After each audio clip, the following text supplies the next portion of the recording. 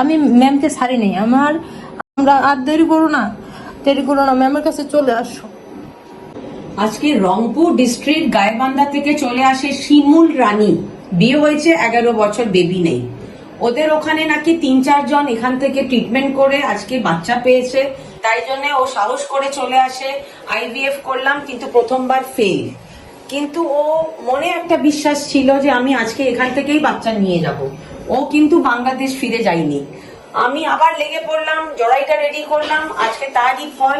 আজকে শিমুলের যমজ বাচ্চা বসেছে, আর দুটো বাচ্চারই হার্টবিট চলে এসছে। আসুন আমরা শিমুলের মুখে কিছু শুনি। ম্যাম খুব সাহায্য করে, ম্যাম খুব ভালো মানুষ, আর নিজের হাতে সবকিছু করে, নিজের হাতে যা ট্রিটমেন্ট আছে সব কিছু করে। এটা আমার খুব ভালো লাগে। অন্য কোনো সিস্টার বা কাউকে দিয়ে করে না, কিন্তু খুব ভালো ম্যাম, খুব সাহায্য করে, আমাকে খুব সাহায্য করছে।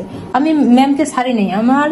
আমাকে বলছিল ম্যাম তুই তো আমাকে ছাড়তেছিস না। আমি বলছি ম্যাম আমি আপনাকে ছাড়বো না, কারণ আপনার এখান থেকে অনেকজনে মা হয়ে গেছে, আমিও মা হতে চাই, এই জন্য আমি ম্যামকে ছাড়বো না বলছি। ম্যাম আমি আপনাকে ছাড়বো না।